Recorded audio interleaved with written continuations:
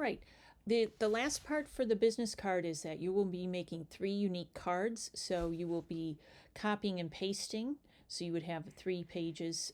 The backs can be the same, so that might be a separate file that's, business card back, where they all have the back with maybe the icon and the website on it. But the fronts would have their name, specific email, specific cell phone, and if you have the email by the name, you don't need it down here unless you want like the contact us generic one. That's up to you. Most of the time, I think for a farm, just the specific person would be fine. And then you would copy all of this and paste it, and then change the names and the specific information. And then do a save as with crops and bleeds, high res, like I demonstrated in the last video. I'm going to do a new file, and I'm going to create a print one. So that's always good to start with the print up here. And that way it's going to be CMYK and ready to go for a print file, so, as you can see. All right, so always bring up your rulers. We're going to do an imprint. So I'm going to need probably the logo and maybe the website, phone number, depends on what information you want to have. For this tech company, we'll just do, and I like to have it outside of the text box. I like to have it just on its own. And we're going to imprint it on a generic image. And what you can do is, if you go to Pixabay, Pixabay.com, and do a search. I just did a search on blank canvas bag, or you can do blank bag. Let's see what comes up. Something that you could put the logo on, as you can see here. So that one might work, although that's iStock, so don't use that. So I was just using this.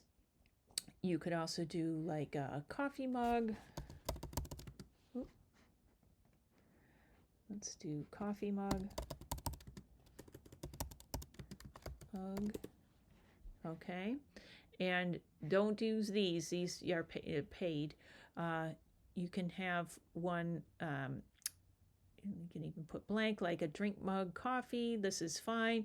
And you can join, but you can download just a couple if you'd like. So I'm a member. It's free. So it's something you might want to consider, having these stock sites where you can download things for free. And let's try again. All right, so you can join and just sign up for it. All right, so now I have a coffee mug and a bag. You can pick one. You just need one. So I'm going to place that image. Let's pick the bag. Okay, so that looks like something a farm would have. You can go into Photoshop and make this smaller and crop it if you'd like. But for our demonstration, it's not important. Send it back. So now you have this bag. Make it fit on the page. All right, and this is just a mock-up to show the client this is what your bags could look like. All right, so I'm going to get this kind of organized. It looks like on this brown bag, I would need to reverse this out. The Infotech is hard to read. And we could do it all in one color. It could be just black. I just did that so it wouldn't select this image as well. I just want that.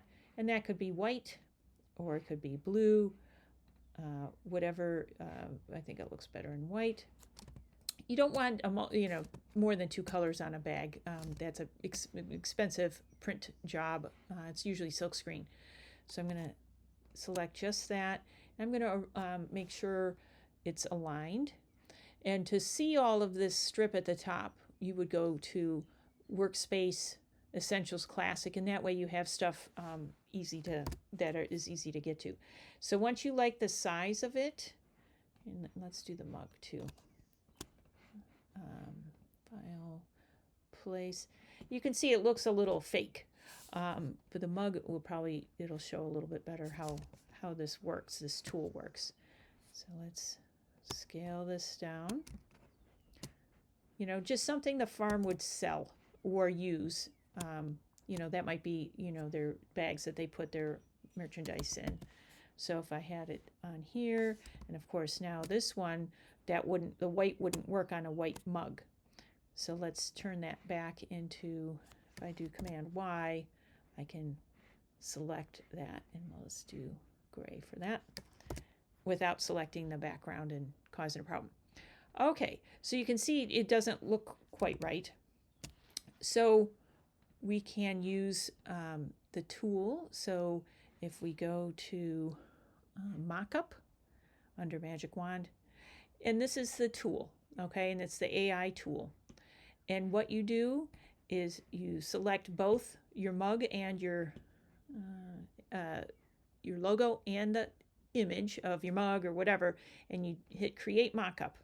And it's going to take a look at it, and it's going to figure out where the curves are and where you want it, and it'll bend it for you. And you can even still have live type, which is really nice.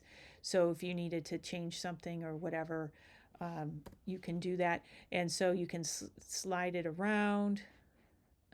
Let's see, release, and now you have it set. Okay, it looks like you might need to make the text